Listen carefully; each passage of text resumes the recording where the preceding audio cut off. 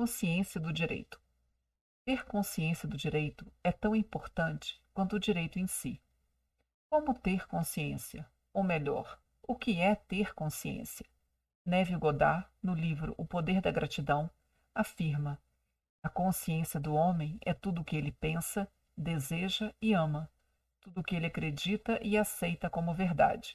Porém, antes de ter preconceitos linguísticos pelo uso da palavra homem ao invés de pessoas, deve-se entender o conceito da época.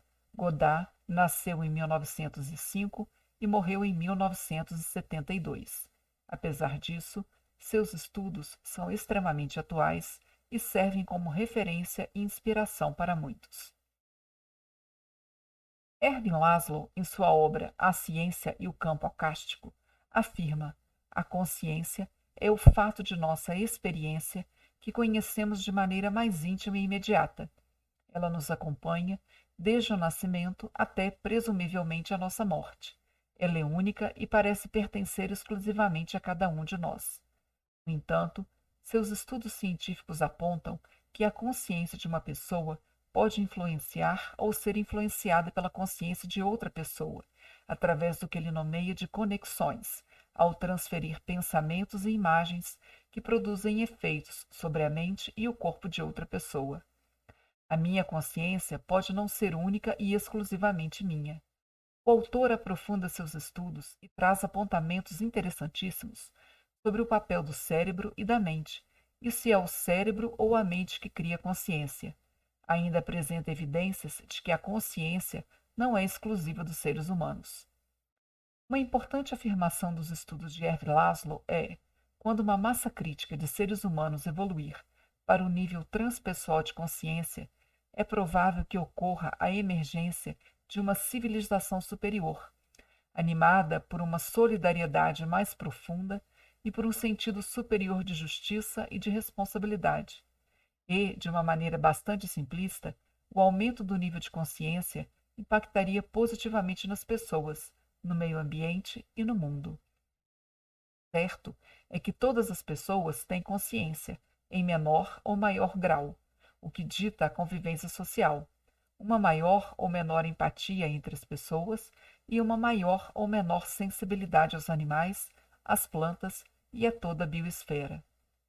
Continuando a falar sobre consciência, é impressionante como tê-la em um nível muito baixo, guiada por crenças limitantes e medos, é capaz de criar verdadeiros estragos na vida de alguém e de quem está ao seu redor. Ter um nível de consciência independe do grau de instrução e do saldo da conta bancária. Tê-la em um nível muito baixo explica uma série de acontecimentos na vida de uma pessoa, como, por exemplo, cair em golpes por ligações telefônicas, a exemplo do falso sequestro de um parente, aplicar golpes para extorquir dinheiro de alguém, comprar já sabendo que não irá pagar, trabalhar em uma empresa com a intenção de levá-los na justiça, transferir bens para alguém ou dar caros presentes na esperança de que essa pessoa não deixe você, sujeitar-se a ficar com alguém por causa de dinheiro e por aí vai. Exemplos não faltam. Antes de fazer qualquer coisa, é necessário se perguntar: quais efeitos essa decisão, ação ou omissão trará para o eu do futuro? Mas por que as pessoas fazem coisas e trarão consequências contra elas mesmas? Exatamente pelo baixo nível de consciência, por deixarem-se guiar por crenças e expectativas dela própria e dos outros, pelo medo do julgamento e do que o outro vai pensar. O medo, por exemplo, paralisa e controla as pessoas. É o processo que justifica o ruim com ele, pior sem ele. Goddard traz uma outra afirmativa. A chuva cai como resultado de uma mudança de temperatura nas regiões superiores da atmosfera. E da mesma forma, uma mudança de circunstância acontece como resultado de uma mudança de um estado de consciência.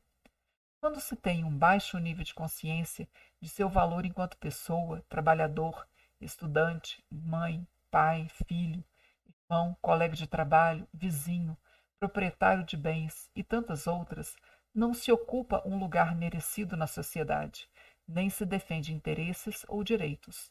Faz escolhas ruins, mantendo todo o ciclo, porque as coisas acontecem a partir do que eu aceito como verdade para mim.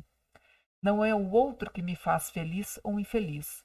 Sou eu que tomo como verdade conceitos e definições que não são quem eu sou. Tem como mudar tudo isso? Sim, tomando consciência de si. O primeiro passo é fazer a pergunta: quem sou eu? Mas essa pergunta deve ser respondida individualmente, livre de rótulos, conceitos e preconceitos que a sociedade impõe. Como afirma Godard, é o próprio conceito do eu sou que determina a forma e o cenário de sua existência. Se tudo o que acontece é a partir da tomada de consciência, somente a partir dela é possível, por exemplo, ir em busca de seus direitos e o mais que a vida pode oferecer. O artigo 3º da Lei de Introdução às Leis Brasileiras dispõe: ninguém se excusa de cumprir a lei alegando que não a conhece. A Constituição Federal assegura no artigo 5º: todos são iguais perante a lei, sem distinção de qualquer natureza, garantindo-se aos brasileiros e aos estrangeiros residentes no país a inviolabilidade do direito à vida, à liberdade, à igualdade, à segurança e à propriedade. Ou seja, existem mecanismos legais de proteção, além de outros tantos, a exemplo do Código Penal, que definem como crimes o assédio moral no trabalho e a condição de trabalho análoga à escravidão. Se existem leis para coibir essas e tantas outras práticas, por que ainda existem pessoas que violam ou têm seus direitos violados?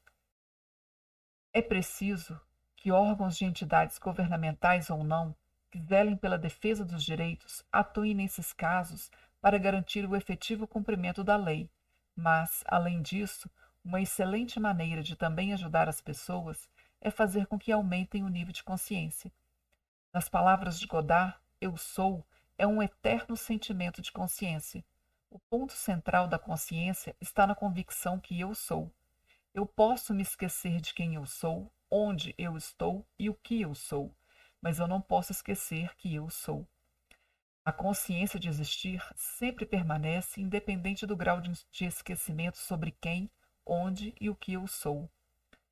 Infelizmente, sempre haverá alguém que tentará burlar a lei, ou simplesmente ignorá-la, para oferir vantagem, seja ela qual for. O problema, nesse caso, é que alguém perde para outro ganhar. A justificativa que ainda hoje tenham pessoas trabalhando em situação análoga à escravidão é exatamente a busca de maior lucro possível, ao invés de pagar direitos trabalhistas das pessoas que prestam serviço. É um claro sinal de baixíssimo nível de consciência. A falta de empatia faz com que o outro seja visto como um ninguém, que tem apenas a serventia de produzir e gerar lucro. Se adoece, é facilmente descartado, e quando lhe faltam forças devido ao cansaço ou o peso da idade, é rotulado como preguiçoso e dispensado por não atender às necessidades do serviço. E o trabalhador é culpabilizado por isso e sai ainda devendo favor. O que questiona as condições de trabalho é tido como subversivo, e a culpa, mais uma vez, recai sobre ele, que ainda tem de ouvir: já fiz o favor de te dar o trabalho. Você ainda quer ganhar bem? Se não quiser trabalhar aqui, tem uma fila de gente que quer o seu lugar. Cabe a pergunta: por que alguém aceita trabalhar em situação tão degradante emocional ou fisicamente? Os porquês são os mais variados. Alguns foram enganados por falsas promessas e depois se veem sem documentos pessoais e com dívidas que nunca diminuem, por mais que se trabalhe, porque é necessário pagar o alimento recebido e o alojamento. Outros aceitaram por falta de opção, ou era isso ou ficar desempregado. E outros simplesmente vão na esperança de que as coisas sejam diferentes. Aí é possível se perguntar: será que essas pessoas não têm noção de que estão sendo exploradas? O que dizer daqueles que já têm um longo histórico de exploração de empregados, terem sempre outras pessoas querendo trabalhar para eles? Muitas vezes se escuta as pessoas dizendo: ruim com ele, pior sem ele, como justificativa para segurar um trabalho que beneficia apenas um dos lados. Além, é claro, da ideologia dominante que criou o mito da excelência e dignidade do trabalho, mesmo em condições precárias. e a retórica do que é uma honra trabalhar para o senhor fulano ou senhora Beltrana, mesmo que o pagamento não seja justo. O fato de prestar serviço a eles já é, por si só, motivo para se ter orgulho, e desta forma as coisas vão se justificando. O mesmo acontece nos relacionamentos abusivos, em que a mulher se sente culpada pela agressão sofrida ou a vítima de abuso que carrega para si a culpa, justificando o mal sofrido no fato de ter vestido uma roupa curta, por exemplo. Portanto, existem leis que proíbem e punem a exploração pelo trabalho escravo, o bullying, o assédio moral e sexual, os maus tratos e a agressão. Porém, quando falta a consciência, sobra a culpa, e principalmente a autoculpa, e a pessoa deixa de buscar seu direito que ampara. Mas de onde vem todo esse sentimento? As pessoas, ainda hoje, carregam crenças que formaram seu modo de ser. Gerações separadas por anos repetem frases, hábitos e costumes de seus familiares ou do meio onde cresceram. Não quer dizer que isso seja de todo ruim. O problema é quando essas repetições aprisionam as pessoas a preconceitos, limitações e grades que elas mesmas criaram para si, do tipo: dinheiro não traz felicidade, tem que ter um salário fixo, isso não é para filho de pobre, eu não posso, eu não consigo aprender, eu trabalho para pagar conta, quem nasceu pobre morre pobre, o rico não entra no céu, para ficar rico tem que ser desonesto, isso não é serviço para mulher, lugar de mulher é em casa e tantas outras crenças. Sinais de baixo nível de consciência que permearam e ainda fazem parte da vida de muitos. Claro que a primeira medida a fazer é cumprir a lei e reparar os danos, sejam eles materiais, patrimoniais e ou morais, emocionais, físicos, afetivos. Mas tão essencial quanto garantir o direito das pessoas é o cuidado com o emocional, autoestima, autoimagem e os sentimentos daqueles que tiveram seus direitos violados. Dependendo do tipo de situação vivenciada, são deixadas marcas profundas e feridas emocionais precisam ser curadas. O vencer um processo nem sempre é capaz de reparar todo o mal sofrido, porque o tempo despendido, o desgaste emocional e afetivo não se recuperam mais. Tem que se fazer todo um trabalho de aumento de consciência para seguir dali em diante. Então, garantir direitos é muito mais amplo do que vencer uma causa. E como melhorar a consciência? Melhorando os sentimentos. E o que faz melhorar os sentimentos? Aí já é assunto para um outro texto.